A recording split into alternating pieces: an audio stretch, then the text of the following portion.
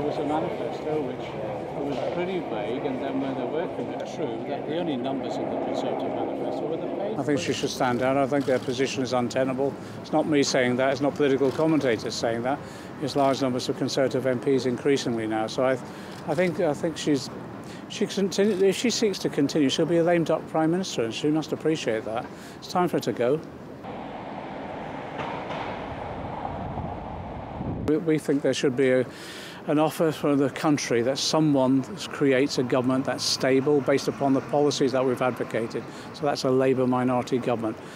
It's not unique, it's done elsewhere, and we feel if we can put forward the policies that we advocate in our manifesto with our budget as well, they'll get majority support within the parliamentary party. We want to get into negotiations as quickly as possible because we want to change the tone of them. One step in changing the tone, for example, would be to offer EU citizens in this country the preservation of their rights.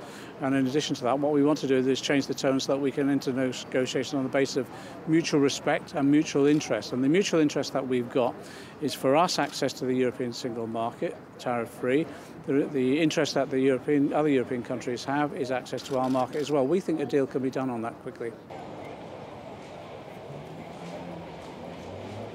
She should be our Prime Minister and lead us into those Brexit negotiations. She got a very good share of the popular vote, the biggest share of the popular vote.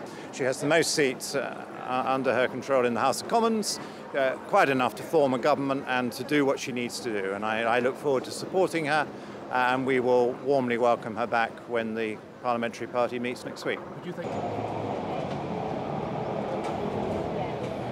Policies, and both parties said we must honour the referendum result, and that does mean leaving the single market. So there's great commonality of approach, so I look forward to Labour being supportive of Theresa May because we're trying to do the same thing. What do we want? We want friendly, positive, strong relations with the EU. We want free trade with the EU, but we also want to be freer to trade with the rest of the world.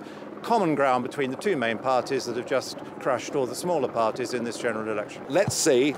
Maybe the Prime Minister will surprise me and we'll be told we're going to continue with the current course. But when I see even David Davis say, well, maybe we must reconsider the single market, I get a bit worried. Do you fear that the Brexit could be hijacked? Well, betrayed is perhaps the word I would use. Yes, I'm worried. Time for breakfast. Theresa May called this election for you to increase the majority. She's failed to do that. Yes. What should she do now? Resign immediately.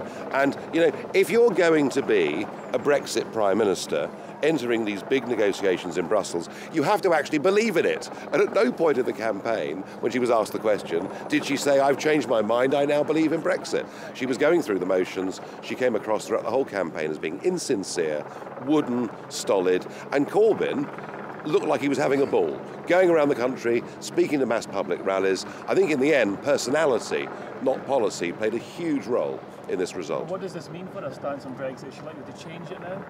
Well, she changes everything else, doesn't she?